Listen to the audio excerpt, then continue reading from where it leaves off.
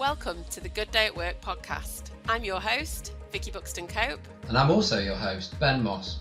In this podcast series, we'll be exploring the nuances of workplace health and well-being through a series of conversations with those who are out there helping to create good days at work within their organisations. So, what makes a good day at work? Let's find out. Neil Morrison is Director of HR and Communications at water utilities giant Seven Trent.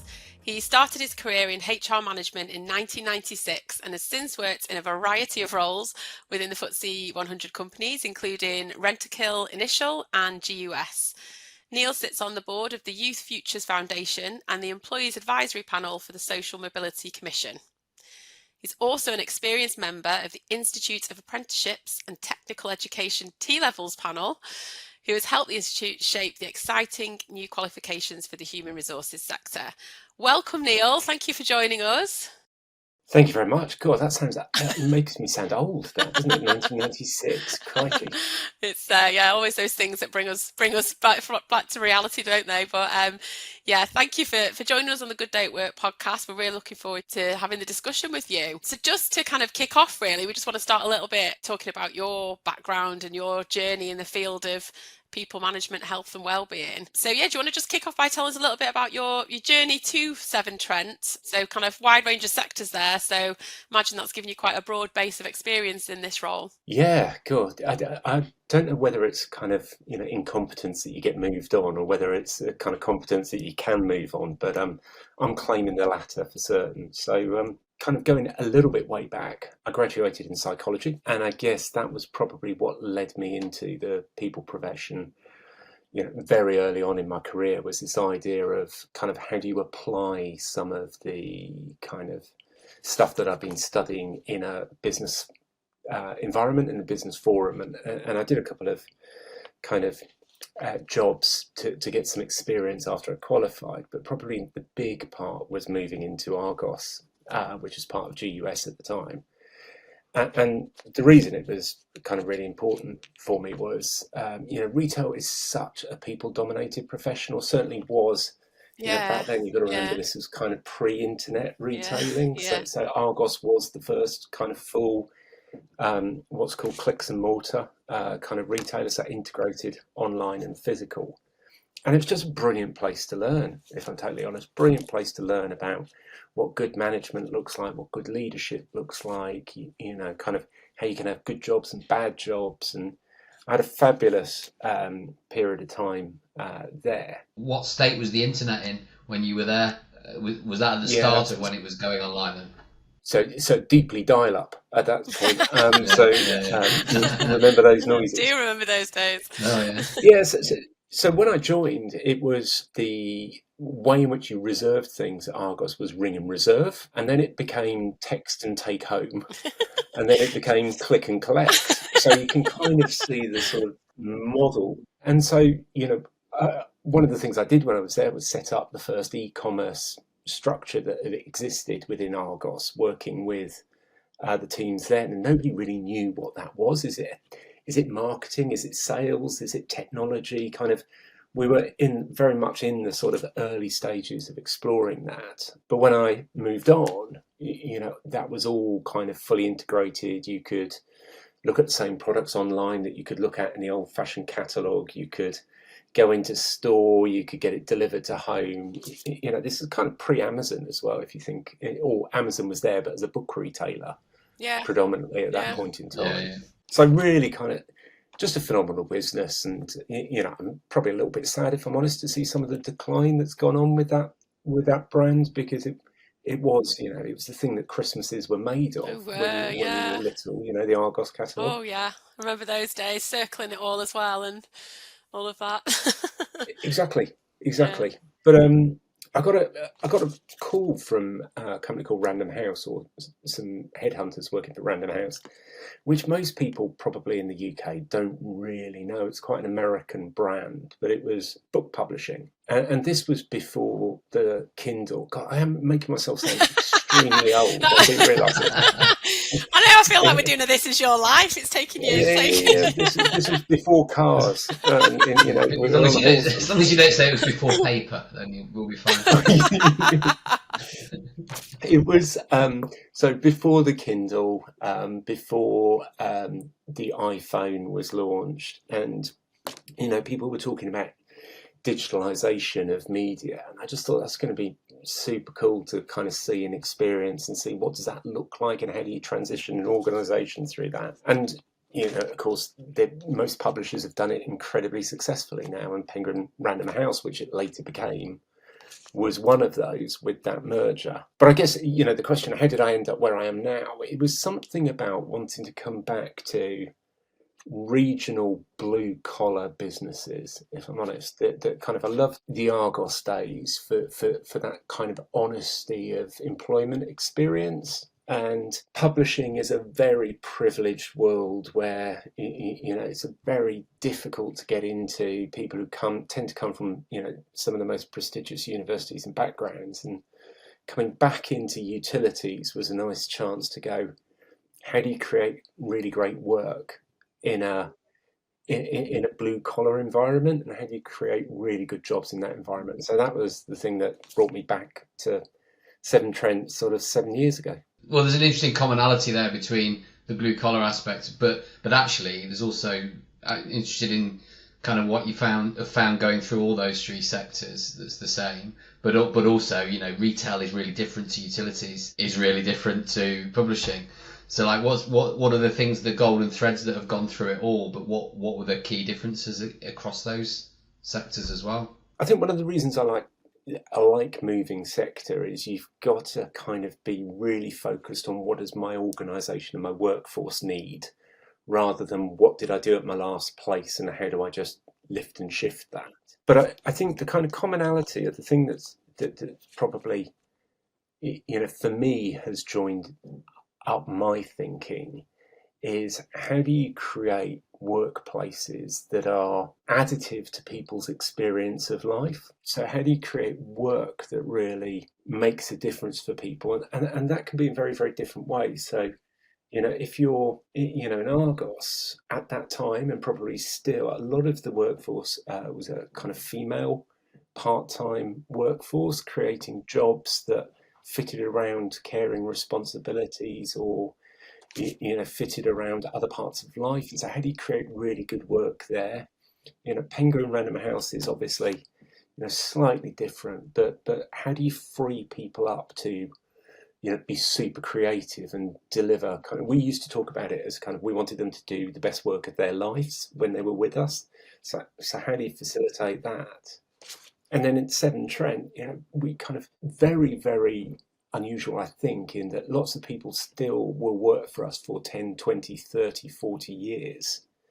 And so how do you support your employees through every stage of their lives, and how do you create work around that for them, rather than, I kind of talk about it as kind of the circular economy of employment, rather than kind of binning stuff, hiring and firing, or kind of just using people for a period of their kind of economic use. How do you do that in a totally different way? And that's probably the thing that's linked up.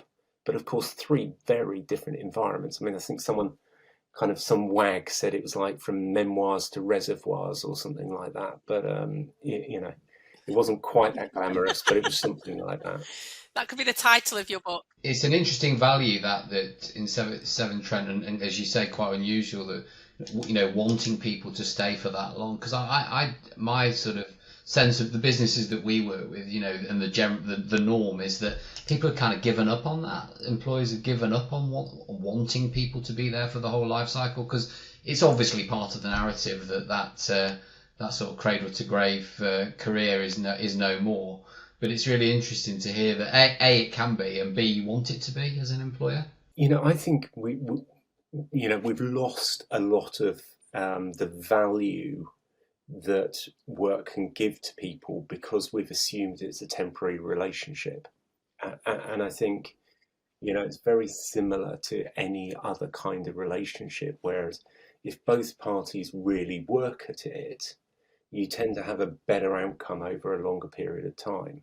And if I think back to kind of my parents' experience of work predominantly, or their parents, why would you assume that everybody wants to move every 2 years or 3 years, and that's the norm within organisations.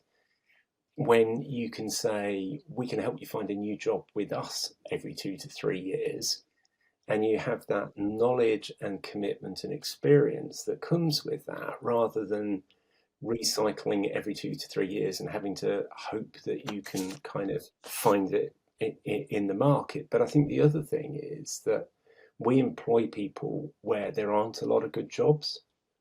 So we've got a commitment to the communities that they work in to try and make sure that they remain economically productive for the duration of their lifetime, because that's good for our communities as well as it's good for our employees. Yeah, very interesting. I think just to go back to your point about I guess, why should we assume that people should move? It like Ben says, it's definitely, isn't it? The conversation is definitely now that is more expected almost. It's kind of gone from jumping around on your CV is a negative thing to actually now it's quite the done thing. And I guess, just bringing it back to the well-being point of view, it has to come down to where you get your energy from, surely, where you get your energy from, whether that's, like you say, being able to stay in the same organisation but move and develop in different roles. But there will just be those people that need to have that variety and have that, change, I guess, is kind of where it comes from. So it's probably more about that, understanding that balance across your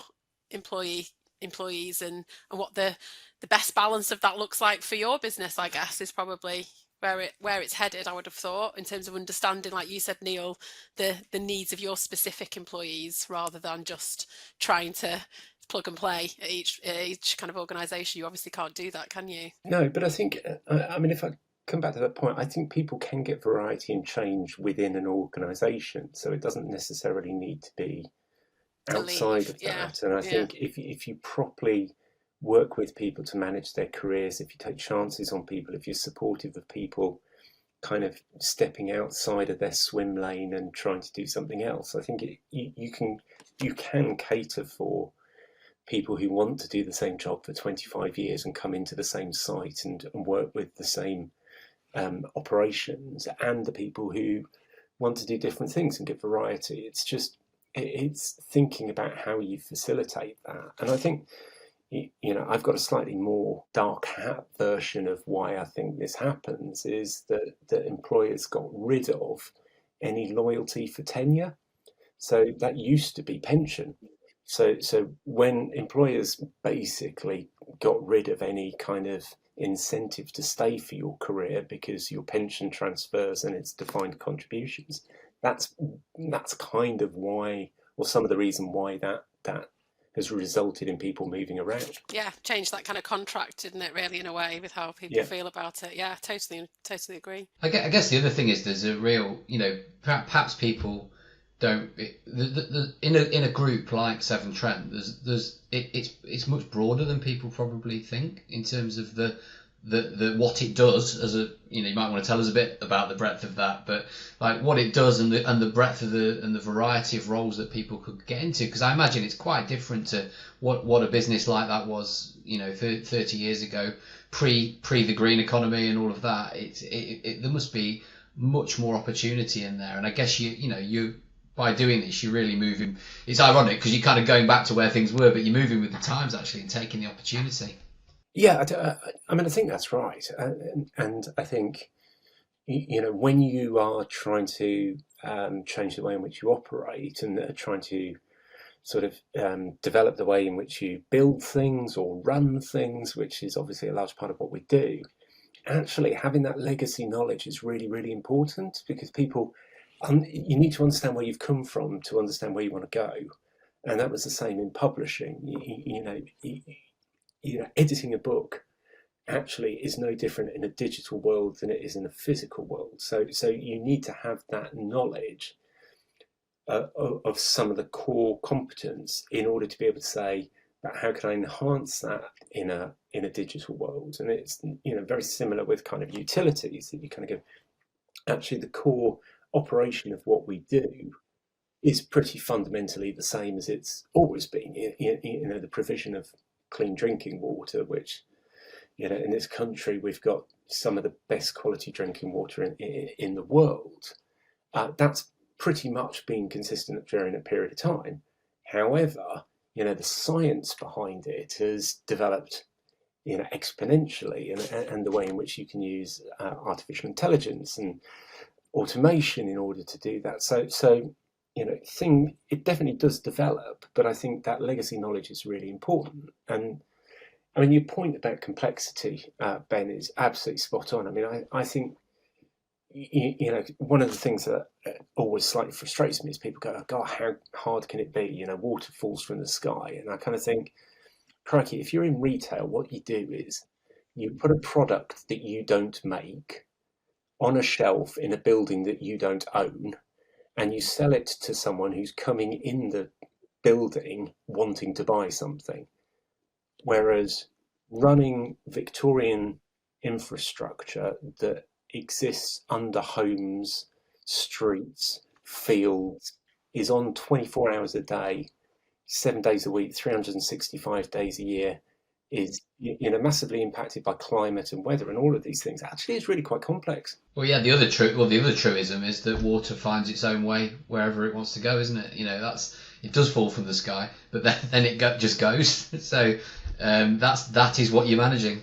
Exactly, and I think it's kind of I think for all utilities, whether it's or transport or infrastructure, I think it's a lot more complex than people necessarily give it credit for, because we think running trains must be really, really easy. I mean, I've never run a train, but I can't imagine it is really easy. Otherwise, people would kind of across the world would just have wonderful transport systems, and that just isn't the case. Moving into kind of more the Severn Trent kind of experience then, and kind of what it's like there, I guess.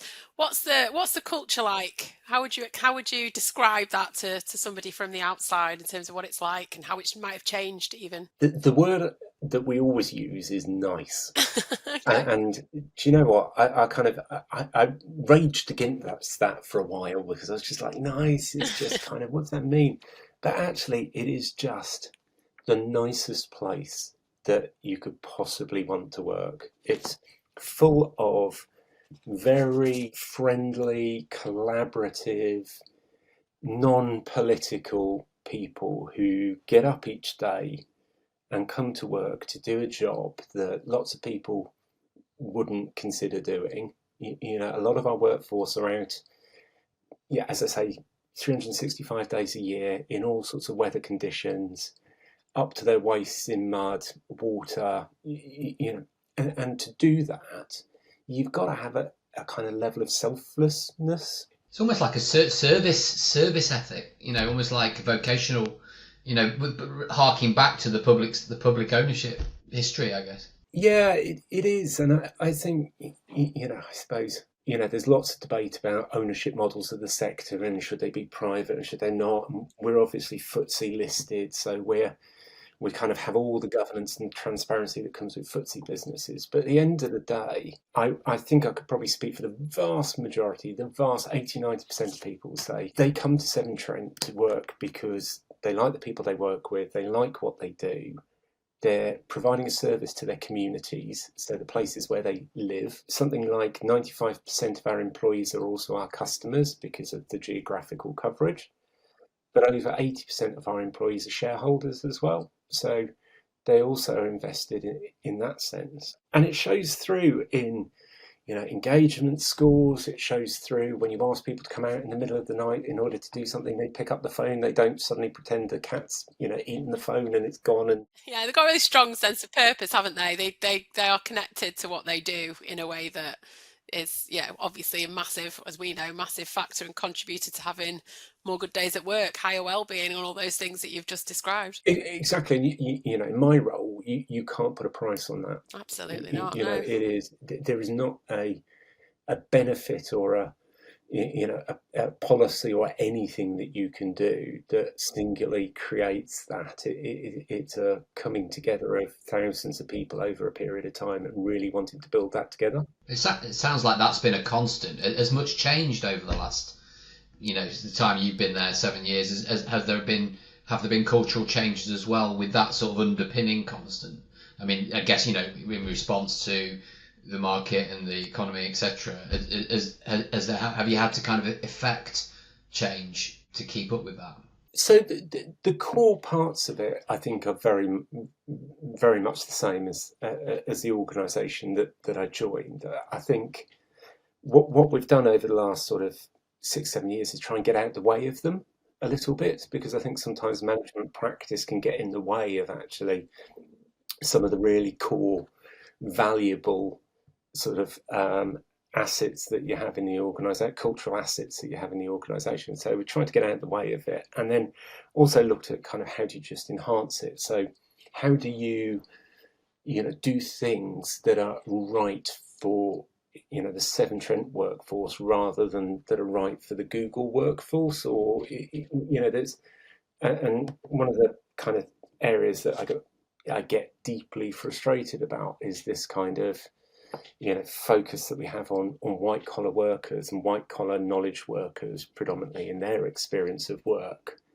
and we don't think enough about kind of what's that mean for manual workers, blue collar workers, and what experience do they get. And so building the culture around them, so I always try and start with the frontline workforce in mind rather than the people who sit in an office on a daily basis and are doing that. And so we've enhanced that over a period of time, but it's built on a really cool foundation that's just fantastic, if I'm totally honest. That I'd love to take credit for it and say, oh yeah, I developed that over the last 7 years, but quite frankly, many years in the making. Exactly, but very easy to break, and I think that's the thing, is not breaking it and getting out of the way of it. Yeah, I mean, and do you see that slightly different in terms of the leadership role for creating the culture versus more that manager responsibility / capability for creating that every day for their team? That's, I guess, slightly different. Yeah, so I mean, my personal view is there's very few leaders in an organisation, if in the truest sense, and there should be very few leaders. What I want is really, really good managers who are working with their teams, organising their teams and delivering. And I think the value of management and good line management is massively underrated in terms of the experience of people's working lives. So most people don't really care what I do on a daily basis in Severn Trent. They care if my pay deal isn't, a good one, or they care if, the pension investments aren't a good one. But the thing that matters to them most is the experience that they get when they come into the depot and they work with their manager and their colleagues. Yeah, absolutely. And that's what I mean by kind of getting out of the way. So our job is to, take care of the share price, because lots of them are invested in the company, so they want us to do that. Make sure that we deliver, security of employment, so that they know that they've got a job for life if they want a job for life. Make sure that they've got the benefits that they need in order to support them at various stages during their life. They want me to do that for them. What they don't want me to be doing, in my belief, on a weekly basis, is coming up with a new leadership vision or a new kind of program of leadership that just confuses and baffles people. Yeah, I guess I completely agree. And I suppose there's something there in there as well about authentic kind of management as well. So it's like, setting the values, setting the kind of frameworks, the parameters, if you like, of what the, and obviously you've got quite a strong culture anyway. But I guess the only slight thing there is that, especially that we come across quite often with clients, is that, a lot often managers are promoted into roles for their technical experience, capability, whatever that might be, not necessarily because of their emotional intelligence or just the fact that they've had any development or understanding and acceptance about what that role of a manager is. I think there's often an acceptance that it's, well, I'm managing my team, I'm managing the targets, the KPIs or the deliverable, whatever those things might be. But I guess more and more it's actually kind of how do ensuring that they understand that full breadth of that role and get the development that they need so that they can do it, I guess. Yeah, I think that's absolutely right. And I think it's, you use the authenticity term, but I think it is about managers finding their own way of managing rather than trying to get them to do kind of cookie cutter. HR says this is how you must manage in 5 stages. But I also think it's kind of, it's how you And I know, even as I say this, I'm kind of arguing with myself in my head, but it's also kind of how you ensure that people who are promoted into manager roles really value the culture rather than are just there to try and progress their career. It's kind of like, they are more influential in the experience of people's everyday lives than I am. And so I want them to come into that role, not just necessarily with the technical management skills, because that's something you can work on, but understanding why it's important and really valuing how it's important. Yeah. It's the authenticity piece, isn't it? It is, and I guess that you end up with a virtuous circle, because the more managers you get like that, the more people see managers like that, and therefore they role model that. So it's kind of important as well to make sure you get that critical mass. Yeah. No, yeah, and I suppose you're kind of building that expectation, but also kind of that culture, aren't you, really, there in terms of what management means at Severn Trent or at whatever the organisation is. But yeah, I guess it's more we often hear when we get in the training room or develop, with managers or virtual training room, as it often is these days, is that it's not that managers get a hard rap, right? They're literally the blockers or enablers of everything in everybody's every day. Yeah, I think we do quite a bit of this with managers around the capability side of things, making sure that they feel that they have the confidence as well to do that. And I think that's what comes across quite often, is that it can feel like they don't want to, especially to their team, that they avoid difficult conversations, that they don't just say, how are you today? How are things at home? Or how are, because all those, because it's tricky, because when you enter into that world and you don't feel like you're equipped, you've opened up the can of worms, you've opened up oh gosh, I'm out my depth. And I think that, I think it's just, there's a responsibility, isn't there? I guess is what I'm saying there, is that we help them feel like they have that. I think that's absolutely spot on. And I think there's kind of two reflections I'd have on that. One is, quite often I hear this, managers don't do this or managers don't do that. And, they have very, very complex roles with a lot of responsibilities. And I think quite often the challenge back to that is, well, should they be doing that? Is that actually, or have we just devolved responsibility down to managers and gone, you need to do this because HR functions or other functions don't want to do it? And actually, is that really core to what line management is? Or is it a process or an admin task or a bureaucracy that we've decided we don't want to do, so we'll push on them? And then the other part is kind of, you make a really important point about that kind of checking in on people. And that's another cultural facet that we have. So we run ComCells, which is communication cells, stand-up briefings, and that could be daily, weekly, monthly, depending on your team and the rhythms. But one of the things that we do around that is that check-in. So it's a functional piece of every team's responsibility, is to talk about how they're feeling collectively. And so, that could be that you have a cable strike, for example, which is, when the guys are digging the roads up, going and suddenly it's not been mapped properly that there's a cable under the road or whatever it is. And, that's one of the worst days in their careers, is a cable strike, right? Because it can be fatal. Now, they might want to talk about that and how that feels to them, or it might be they've got a newborn child who's up at night. And so culturally wiring that in so that people feel able to talk about those things, and that it's not the manager doesn't feel clunky about it because nobody's asked Bert how he feels for the last 25 years and suddenly he's doing it, and Bert's going, what the hell are you doing?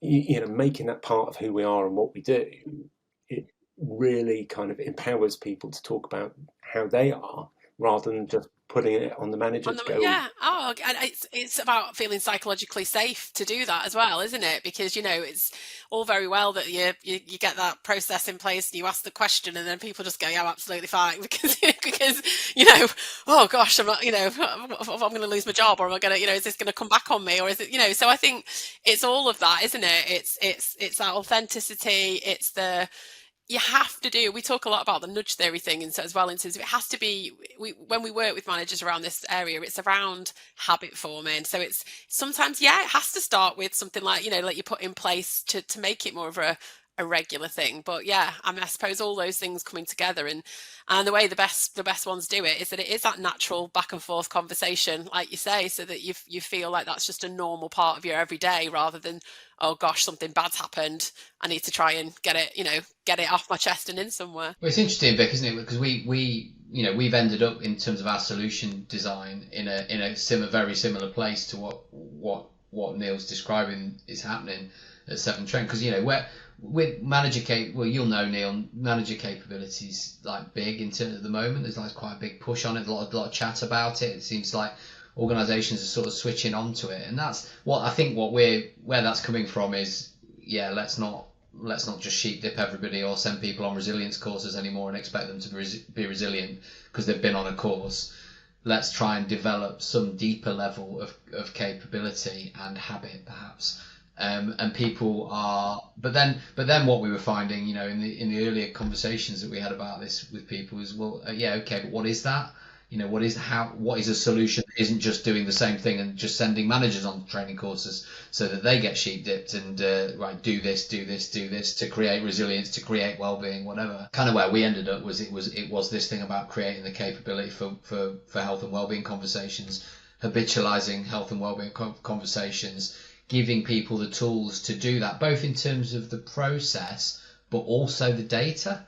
Like giving people some information about what's happening in their teams, whether that be from, you know, their own employee voice mechanisms, or whether it be sort of a particular tool that asks some questions about what the blockers and enablers of health and well-being are in that group at a group level, not an organisational level. So you can actually take the sort of the mystical, the threatening bit out of it that managers don't like, because it's like goes on the too hard to do pile. It's actually just talking to people about their job demands, the control they have, the relationships that they have, because you're noticing that that's actually something that's lighting up on the dashboard, as it were.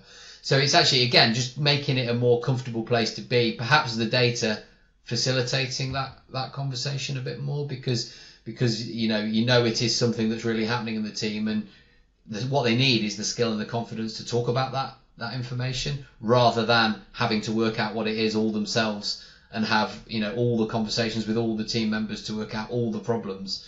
It's actually giving them an in and making it a more comfortable conversation, and actually a pragmatic one, because it's about performance and just keeping people in the room and keeping turnover down and all of that, and keeping people well and not absent, all of those things. So I think, you know, I sense that's sort of what you're doing through your comm cells in a way. Yeah, it is. I mean, we've looked at our data, and I'm sure you know you've seen much wider data sets on this than we have, but we definitely can see that, you know, my kind of response in relation to my line manager has such a positive impact on so many other aspects of kind of broader well-being with our employee base. So, you know, we ask a question about workload and you know, kind of ability to manage workload, and the higher the line manager score, the higher the ability to manage the workload. So it's not related to the actual quantum of work per se. It's about the support that you feel that you get in someone saying, well, don't worry about that, do that, or, you know, come back after this. So you know, we can show our managers how that really kind of impacts, you know, their teams. But I think it's also the other thing we try and do to that is give the managers resources, so that if it's a topic or a conversation that they're perhaps not experienced of themselves, that there's supportive guides that are there, so that, you know, for example, you know, if someone has cancer, we've got supportive guides for the managers to read, to be able to understand how they might, you know, have a conversation with a colleague about, you know, the support that they need, or endometriosis. You know, we've been doing the menopause awareness for 7 years, 8 years in the organisation. So, it's really well embedded, because you can't just expect. You can give them the data, you can give them the evidence, but you've also sometimes just got to give them a little bit of technical understanding as well, and how you do those, how you have those conversations and give that support. Yeah, and what's really important, what you're saying there, really, is the boundaries and the lines of responsibility as well there, aren't they? Because we're not, like, I know that you're not saying that we're not expecting managers to become experts in cancer treatment. We're not expecting them to become therapists. And I think that that's the fear with a lot of managers, is that, once I've asked that question and opened it up, is that the expectation? So I think, being really clear with managers that the role that we want them to play and that they need to play, but absolutely where they are not responsible and where they should have signposting, support resources and things available to them to kind of move people through. But yeah, I think it's different, isn't it? I think there used to be, back in the, it was very much like work, home. There's a lot more kind of, everything. And as you said so well earlier about kind of the, people's experience of jobs, kind of the workplace being, helping and contributing to people's experience of life. It's all one thing, isn't it? So, we do need to kind of look at that as a whole in that sense. Just kind of moving the conversation on a bit towards another kind of area that we often is an interesting thing, I think, to speak to kind of clients around is in this space is health and safety. So, how do we, obviously it's very critical in your company and a lot of clients that we work with as well. It's just really interesting at the moment in this space is how it's connected to how it fits in where it sits. I just wondered if you could tell me a little bit about how that is at Severn Trent, given the area of your work that you do. Yes, so I mean, obviously, we are a safety critical environment, because the work that people are doing, whether it's large-scale construction programs, whether it's operations, they are dangerous tasks. So they could be dealing with chemicals, they could be dealing with machinery, they could be dealing with large-scale excavations and buildings, and so that kind of, I guess, there's two kind of aspects to it. One is kind of process safety. So how do you design the processes to ensure that they're as safe as possible and to minimize the risk? And we have a team who look at that specifically, and just making sure that, if you're entering a confined space, what do you do in a confined space, and make sure that everybody has the training on confined spaces before they go into it. But the other part, and I think this is the kind of link back to management and culture, is kind of like the mind safety, the kind of, if I'm worried about something else that's going on in my life, I'm more likely to not be totally paying attention when I'm operating my machinery or working with my team. And so how do you create the culture where their colleagues, their friends in the workplace are also supporting them to be safe by making sure that collectively we've got that mindset of safety that's going on? And some of that is by taking care of some of the other worries that might be on. Some of it is by making sure that you have a kind of honest and challenging culture, that people can challenge people if they feel that something is unsafe.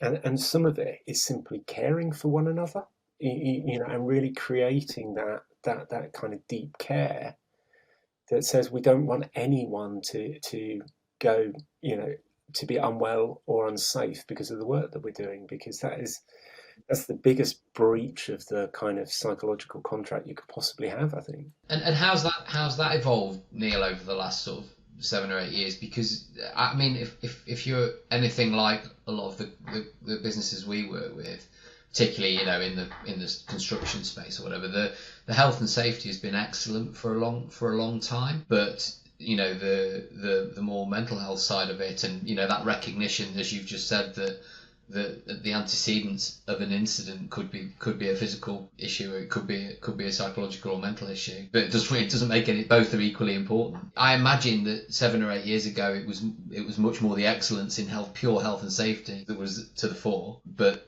most organisations we work with have established that first, and they've then had to find a way to integrate the recognition of the importance of mental health, for example, into their way of dealing with that. Is that something that's happened while you've been at Seven Trent? You never want to get complacent about physical safety is the first thing that I'd make, because I think you're only as good as your performance the previous day on physical safety, and so that needs to be at the forefront of our thinking. To be fair, I mean, when I joined the organisation, one of the things I was really pleasantly surprised about was how much mental well-being was talked about in the organisation. So the demographic of employees that we have, white males in the 30s to 60s predominantly, we know that mental health is a particular issue for that group, and their ability to talk about what's going on. And so a lot of work has been done and is still done to keep those conversations going and allow people to talk about their mental well-being. I've certainly seen over the last sort of 7 years or so, the stigma around mental health reducing, which I think is a really positive thing. So even though the conversations were going on, it was probably still a brave person that would stand up and say, I've struggled with my mental health for this, that, and the other. Whereas people are a lot more confident in talking about it in the same way that they'd say, I had a period of musculoskeletal issues for a while. One of the things I think we're increasingly seeing is, and particularly around some of our younger employees coming out of school into apprenticeships, is some challenges around special educational needs, undiagnosed special educational needs, and the impact that those can have on sort of mental health and well-being. So, the SEND provision, I think, in schools has been problematic over a period of time, and I think COVID certainly didn't help that. And so we're doing a lot of support around how we help younger employees coming to us, either to get a statement if they need a statement, or to help them with support if they already have a statement and they've got ADHD or they're autistic or whatever, dyslexic, whatever it may be.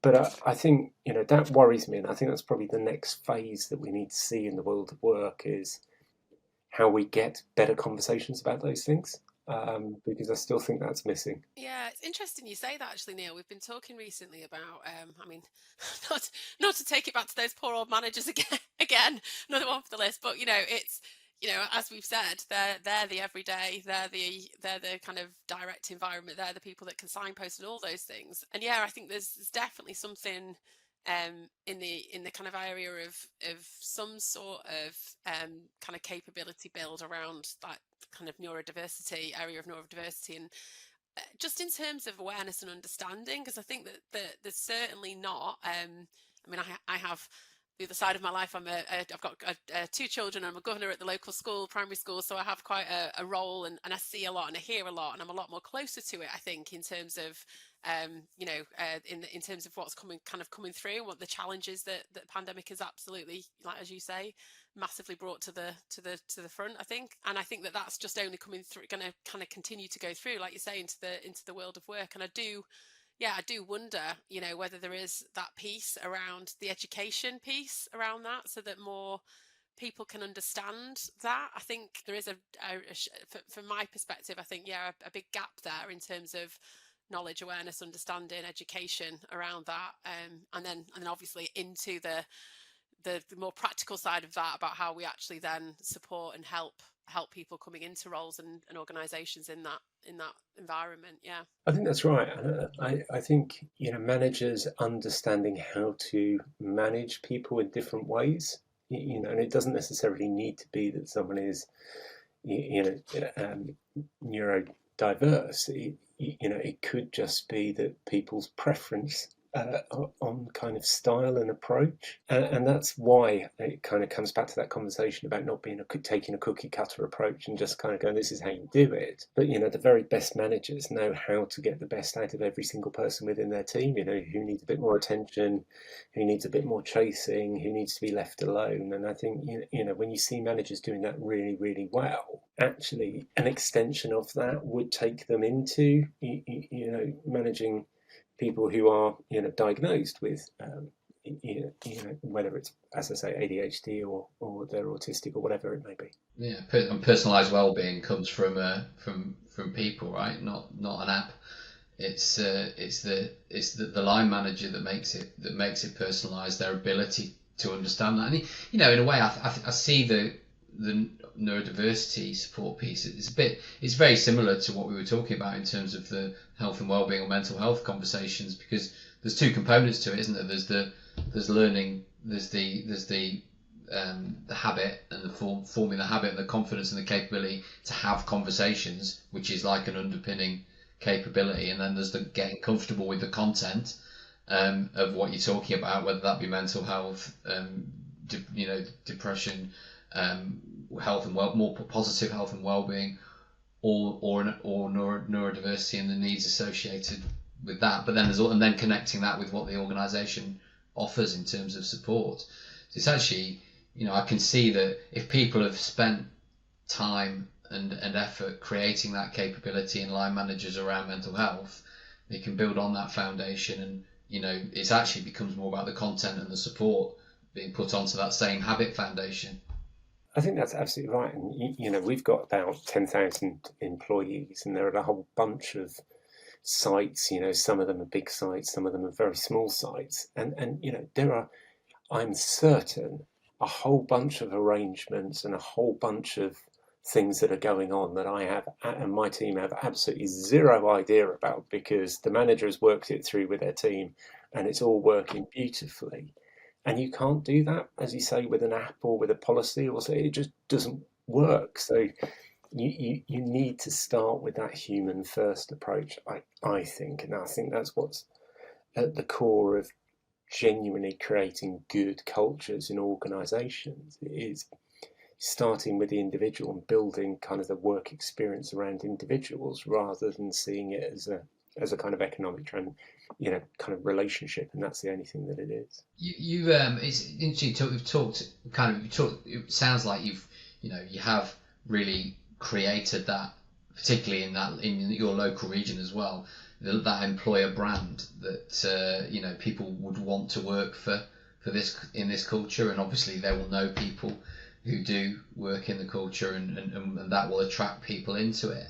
But obviously, I know I've heard you talk about this stuff at events before. I know you have challenges in the media around things like the pollution stuff from earlier in the year and the fines and that. How do you kind of from in the kind of role that you're in, how do you work with that in terms of the impact internally, or how do you manage that internally and externally around the impact on employer brand of that kind of stuff? Because I think it'd be really interesting for our listeners to understand what is at the team, because you do it, you come out of the other side of it and you still got strong employer brand, right? So it's not like it's all battered and bruised and out of shape as a result of it, but that takes some managing to do that. Yeah, so I think it comes back to the piece about culture. So what I can control is the experience my colleagues get on a daily basis, and ensuring we protect that above all else. And you can't necessarily control what the media are going to say, and you can't control whether it's fair or unfair. All right, that's not something that ultimately any of us can do. So what you can do is make sure that every day experience that colleagues get is as positive as you can possibly make it, because they are your best brand ambassadors. To your point, they're the ones that will go home and go, no, it's not like that, or it's a brilliant place to work. So you have to, accept the fact that sometimes unfair things are said. You've got to fix the things that are fair criticism, and you've got to lean into those and show your workforce that you're doing that, and where things are highlighted that you do the work. And then you've just got to focus on controlling those bits that you can around the controllables. Yeah. And if you do that, then then those 10,000 people will recognise that in you. Whereas I think if you're saying, I always remember this kind of, your brand's not what you say it is, it's what people tell you it is kind of line.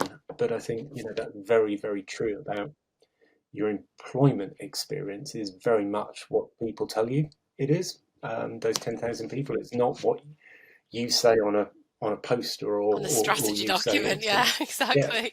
Yeah, yeah. Well, it sounds, Neil, like authenticity, authenticity, get my words on a minute, is what runs right through there, isn't it? Like you have to, like you say, you can control what you can control, you can stand up to the things that you have to stand up to and tell them what you're doing to do that. But I think that it sounds like culturally that's kind of a real kind of like your backbone, if you like, in terms of if it's kind of it's there and it's real and it's happening. And yeah, I think that there's only, like you say, controlling the controllables is absolutely part of the well-being experience as well, isn't it? We can't eradicate all risk, all bad experiences, but sometimes, and you can't in life, never mind just in work. So it's just about how we deal with those things and how we handle them and how we support them. Yeah, I think people understand as well that in complex organisations, whatever role they play and wherever they are in that organisation, that in complex organisations things go wrong.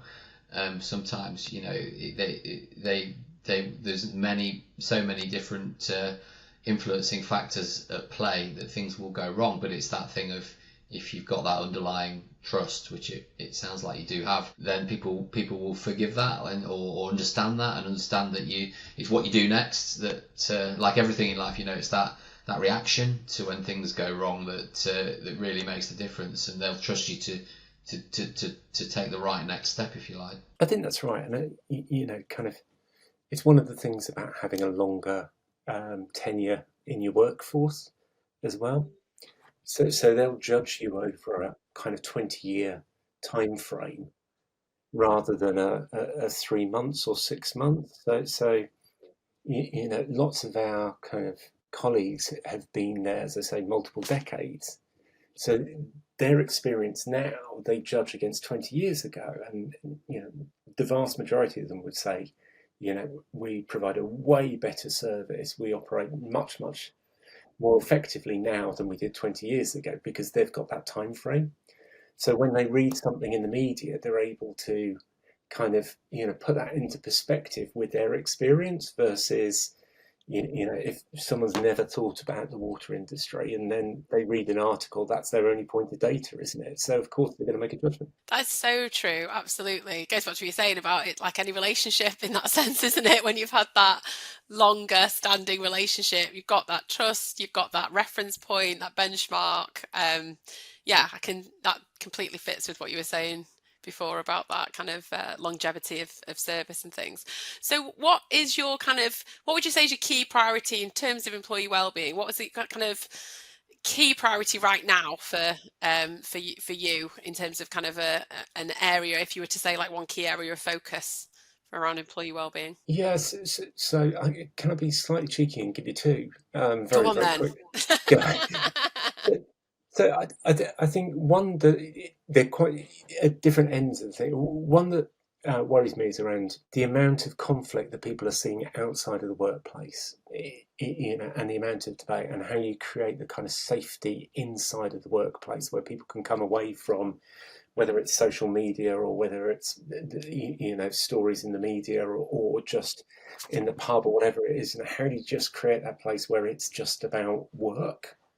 And so it's okay not to think or talk about kind of what else is going on, but you can just come together in a very, very simple, safe place. And then the other is a slightly more kind of pragmatic piece, which is, we are seeing increasingly longer waiting times for physical ailments on the NHS that are really impacting some colleagues, and how we step into that space and start to help people in a way that, perhaps 30 years ago when I started doing this work, you would just say, oh, it's an NHS thing, they just need to go and do that. Yeah. I don't think that's necessarily going to be the case going forward, and that means what's a business's role, and what both ethically, financially, morally, and practically, in terms of looking after your workforce in that space. That's a really interesting question, given the the sort of breadth, the breadth of your workforce, and obviously the way the NHS is going. It's I suppose there's and it'll ask questions about that line between sort of traditional benefits and the kind of things that, I guess, for the want of a better word, senior people in the private sector expect. But you're drawing a bigger circle around your workforce, aren't you, to try and create something that it's got to work economically. I think that's absolutely right. And if you go back, many decades, it wouldn't have been unusual to have doctors in workplaces. Yeah. Now, I'm not suggesting that's the answer, but the idea that it's not any responsibility of the business, I think it is going to get called into question. And that's not, as you kind of allude to, that's not just about white collar professionals who expect to have Bupa or another health provision. These are people who naturally would have relied on the NHS, and so what is the fair deal for that population, and what do we need to do? Yeah, it's interesting because we our last episode of this was with the CMO of EDF Group, so it was interesting to get a doctor's view on obviously working in the energy generation and nuclear industry, but it's an interesting angle to hear how kind of that medical lens is very relevant in that space. It's not that there's doctors everywhere, though, obviously, in a business like that, but it's a lens that's influencing the board and the HR thinking around this stuff. I mean, I don't know what the answer is, to be totally honest. I don't know. But it's important to start the conversation, isn't it? I think that's the thing. Moving a little bit away then from Severn Trent, a little bit more to kind of to you. I mean, you mentioned social media in a slightly negative, more negative way, which obviously it can be. But I think obviously you're a leading voice in HR and people management, and have been for kind of some time now. You've quite an early adopter of Twitter, LinkedIn, a regular I hear on HR's Most Influential, not to name drop, but you should, because you are. They've just put me into the Hall of Fame, which I think is retirement. That's what I think that is. They just retired me. Well, you've got. I remember when our founder got put into that. Kerry Cooper got put into that when he was maybe, what would he have been? Maybe 70. So I think you've gone early. Yeah. Congratulations, Neil. You are. No, seriously, it is, and I think that you are a recognised voice in this area, and I think that we've both been in this world, haven't we, Ben, for quite some time. So it's and it's so important, I think, to have people like you that really kind of start those conversations. Just as we were talking about there, you're thinking ahead, you're thinking about the next thing that's coming down the road and how to get that going and stuff. So I think, but like any of these things, especially in this environment, in this network, whether you call it HR, well-being, or all the people issues that encompass it, I think it's not just about being kind of Neil Morrison from Seven Trent, is it? You have to have some of the real, going back to what we were saying about the authenticity piece, you have to have some of you in there that's not the brand, not the company, but you have to be quite comfortable being you, I guess, and putting yourself out there. Just wondered if you wanted to talk a little bit about your I hate the word journey, but here we are, I've said it, journey, just in terms of how that's kind of changed really, and it's grown. It's kind of almost an expected part now of kind of this type of role, I guess. I think so. I mean, I guess I've been lucky that I've worked for organisations that have always encouraged kind of independence of thought, where and the kind of way in which I've been able to articulate what's worrying me, what I'm thinking, what I'm kind of quite critical of. And obviously Penguin Random House is an ideas business, and so perhaps that period of time was much easier in order to express views and opinions and share those, and because that's essentially what we did as an organisation. I think when you work for FTSE 100 PLC, it perhaps surprises people a little bit more when you come out and you say things, because people kind of worry, sort of think, are the press team going to be jumping on your head any moment now, or the CEO? But that isn't the case. And I think for me it's often a way of formulating my thoughts is by interacting, whether it's LinkedIn or Twitter or kind of, writing, and then getting people's response to it, because you then go, okay, that's a really interesting angle. I hadn't thought about it that way. Or I think when you write things wanting everyone to go, oh my God, you're amazing, that's fabulous, then you don't really learn anything from that. When you write something and people go, well, I disagree, then it's a really great opportunity. Oh, okay, well, tell me what you think and why is it that? And it's a way of just kind of formulating it. Although, of course, no one's going to disagree or challenge you now because you're in the Hall of Fame. So that's Yeah, that's. yeah. That's it. That's kind of my get out of jail card, isn't it? Yeah. But I think there's also something about there's something about using the kind of privilege that I've got with my, I suppose, experience and background to be able to challenge some of the things that are said and just open up the conversation for other people to say, oh, God, I've been thinking that as well, but I didn't want to say it, or I didn't want to think about this. And I think that's important, because the way in which social media is going, a lot of people are closing down and not willing to express because they're worried that you'll get piled on or you'll get cancelled or yeah. And I think you've still got to do it, because if you don't, then it's funny just listening to you there. I was thinking it's like it's become the new, so we used to have to go to an event, didn't we, to have like a round table or to have like a group discussion with anyone that was outside of our kind of immediate network, if you like. And those events were kind of happening and you'd go to those, and that's where people would feel safe to have those conversations in those sorts of environments. And I suppose whilst online has kind of obviously grown anyway, but then the pandemic meaning that all that external kind of physical networking and physical kind of opportunity to get together and have those sorts of conversation with peers and fellow practitioners and all that sort of thing kind of came to a bit of a halt physically.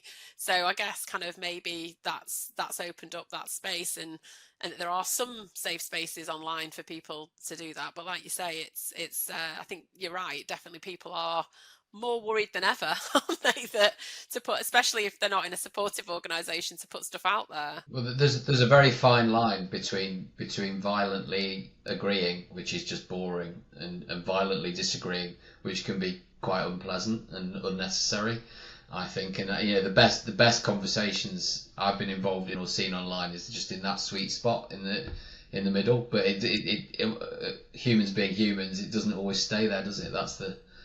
That's the thing, and I think that's why that having experienced voices who can constructively challenge, as you're describing, Neil, I think that's such an important thing in that space. And I think you need to ask yourself, when someone writes something mean or unkind or angry or whatever it is, you just got to ask yourself what their intention is behind that, and whether you want to take anything from it. Because if they fundamentally disagree with you and have a different opinion, and that's held with honesty and integrity, and even if it's expressed clumsily, then you want to treat that as a gift of kind of data and information. If they're expressing it just because they want to make themselves feel better and to make someone feel worse, then you just have to put it to one side and not take anything of it and not engage in it. And I think that that is unfortunately one of the hardest things for people to do, because you end up getting dragged in, and then your own behaviours change, and then you start saying things that you don't really think or feel or mean. And the whole thing descends into a mess. And so how do you keep that kind of debate as a respectful difference of opinions that are expressed with positive intent? And the classic example of this is on the inclusion and diversity agenda. It's kind of, there is a debate that needs to be had there, fundamentally needs to be had. But it is one that obviously brings up a lot of emotion when you're having it, and so trying to stay in an exchange of honest opinion versus provocation and kind of insult, it is very, very hard. Yeah, well, to borrow from the the kind of language of and the principles of meditation. It's like you've got to think. Yes, you've got to think about the other person's intention, but you've got to really carefully consider your own intention as well in terms of engaging in those conversations. Like, why are you there? Is it to learn something? Is it to express something, etc. So I think the whole area of intention is a big capability builder, big area that managers and employees would really benefit from understanding more and could do with support around. It's big, it goes across so many aspects of working life, being clear about intention and understanding intention. It's funny though, isn't it? Because we're talking about what really we're talking about here is behaviour. Anyway, like why? Obviously, we're talking about it here in terms of social media. So the key thing here is that it's a bigger audience that you wouldn't have access to in a face-to-face or in organisational situation or whatever. But and the fact that you can't see them and you can't. But it's like actually they're just the basic kind of principles that we should live by in terms of having those sorts of healthy debates, challenges, conversations, aren't they? All those things should be things that. But it's almost another thing, Neil, maybe that we need to think about in terms of preparing people for the world of work. They'll have come through an environment, education, perhaps, or whatever route that they take, where social media will absolutely be part of their growing up now, which obviously wasn't for. I'm assuming that it wasn't for all of us. It wasn't for me. Thank goodness. But definitely wasn't for me. Maybe that is another area that's a big change coming through, that we, from an organisational perspective, it's it touches on all those things we talked about before, about psychological safety, about all those sorts of things. So maybe that's another area. I mean, we know that from your network that you're passionate about supporting early careers, and you've kind of talked a little bit about today about things that are coming through.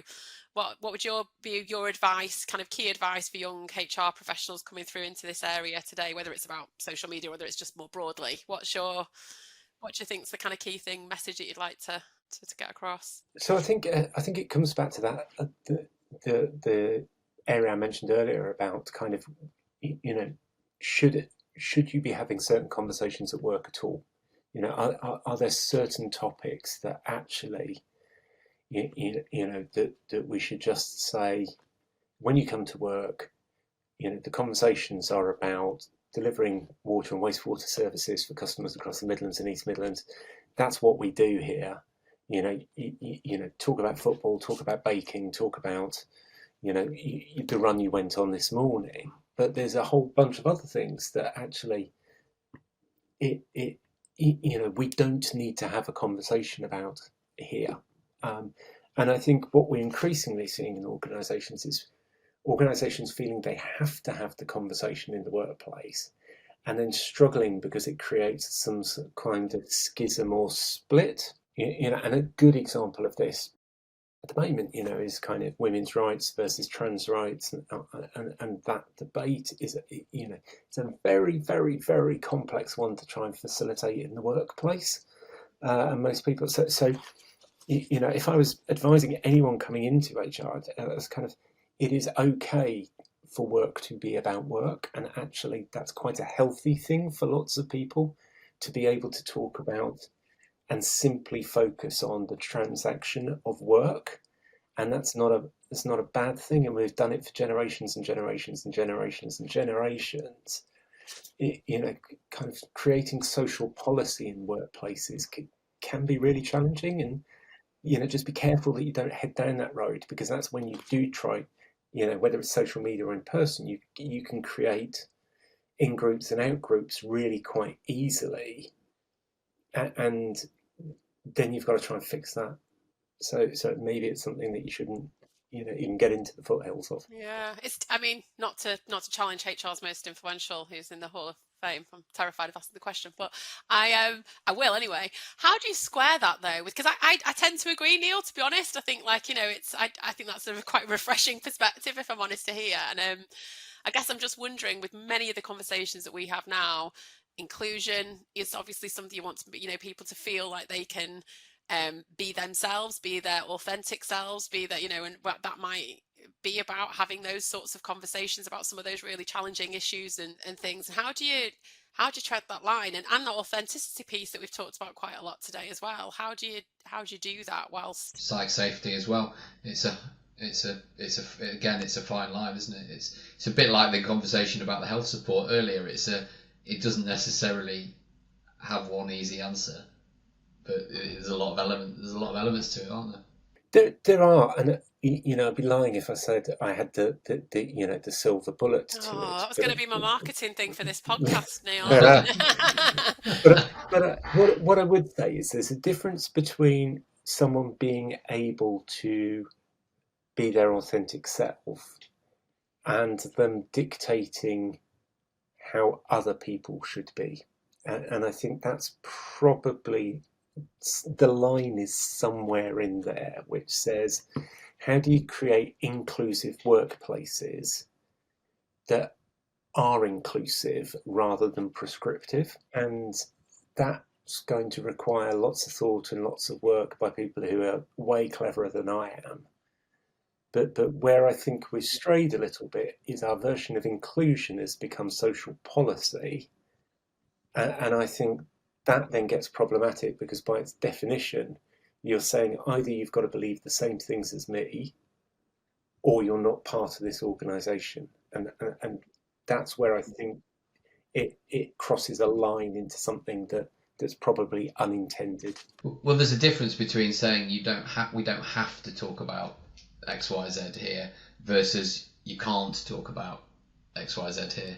I think if I'm understanding you right, what you're saying is you absolutely can, but we don't have to have a conversation about it. And it's okay not to want to have a conversation about it. It is okay to want to have a conversation about it. Yeah, because you can be prescriptive both ways, can't you? That's the thing. Yeah, and I think this is where we just need to be more mindful about the kind of environment we're creating in work. And I think, to kind of come full circle, I think we've lost as much as we've gained in the way in which we create our workplaces. And there's a lot we can learn from the past rather than simply thinking about kind of the future. And, it's okay to kind of look at, what happened in the 30s, 40s, 50s, 60s, 70s and say, are there things there that actually were better ways of organising work that we've lost a little bit? Line management is a classic example of that. Everyone went flat structures, got rid of line managers, and now they're all trying to put them back in because they've realised that actually they're losing the value. There's nothing wrong with that at all. So, and combining that with everything that we know around technology, automation, and saying, how do we bring the two things together to create a much, much more positive future of work? And that's what it's got to be about. That's the job. That's what we're here for. You're making me think about a new conference idea there, Neil. The past of work. We don't need the future of work anymore. It's fine. It's always one of my bugbears is the future of work is now. It's like, well, no, it isn't. That's just linguistically wrong. It isn't. The present of work is now. The future of work is gone now. Because, Now we're all sounding really old, so we're going to have to start with a slide into all our moans and groans about how to talk about it. And we've just got a couple of further questions for you, Neil, and we will let you go because we've taken a lot of your time, but it's been a really fascinating conversation. So thank you for joining us today. We'd like to ask you, obviously coming from our space of creating good days at work for clients and their employees and their managers and everybody really, and ourselves, we just wondered what a good day at work means for you personally. So what does it mean for a day in the life of Neil Morrison? Yeah, I guess the days when I come away thinking that was amazing is when you feel like you've made other people's lives better. Whether that's my workforce or whether that's the communities that we serve. There's kind of, when you come away and think, what I did made a small positive difference to one person, 5 people, 10 people, 10,000 people, it doesn't really matter. That for me is a great day at work and kind of why I get up in the morning. Well, you've definitely made a small positive difference on my day today, Neil. So there you go. There's the achievement for doing that. I'll take the rest of the day off then. There we go. You can tell your boss when he rings back. I've agreed it. That's fine.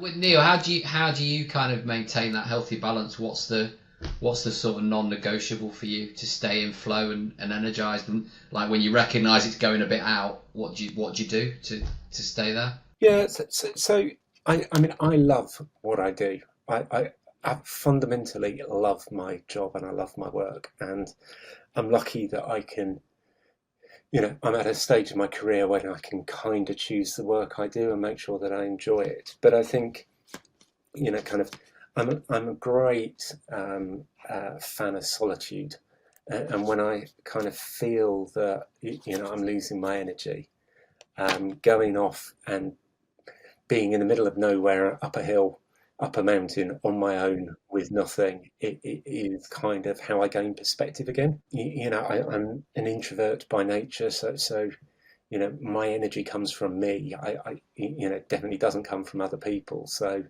that kind of, and I think nature is such a massive healer in terms of kind of psychological well-being, that's definitely where I go and what I do. The moment I start to feel that I'm getting grumpy, I know if I just get even the slightest grumpiness, that's what I need to do, because I'm not a grumpy person by nature at all.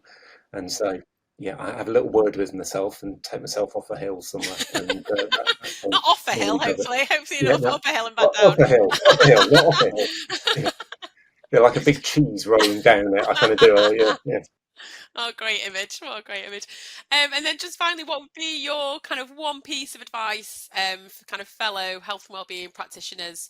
So those that might be maybe a couple of steps behind Seven Trent at the moment, what would be, if you can give one piece of advice, what do you think it would be? I think it's kind of let's design work and workplaces for people. Really start by thinking, what is it that people around me need and want, and how can I help provide that, rather than what is it I've read or seen externally that everybody says everybody else is doing. Because I guarantee, one, they're not in the first place, they're just saying it, and two, it might not be the right thing for you and for your colleagues.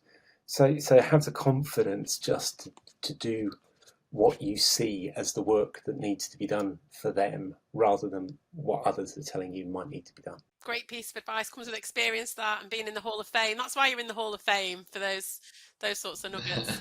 I think it's just to get me off the list, actually. That's I swear. Chance, Neil. Yeah, that's right. It's the HR equivalent of the glue factory. It's like, literally, that's where I've been sent. Absolutely not. Like the House of Lords or something.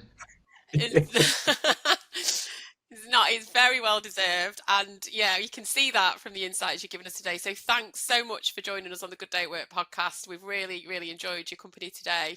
Hopefully it's been a nice couple of hours spent kind of talking about the things that are going on in the world of well-being. So thank you very much. Can't wait to release the episode to our audience, and we'll hopefully keep in touch and speak to you soon. Absolute pleasure. Thanks for having me.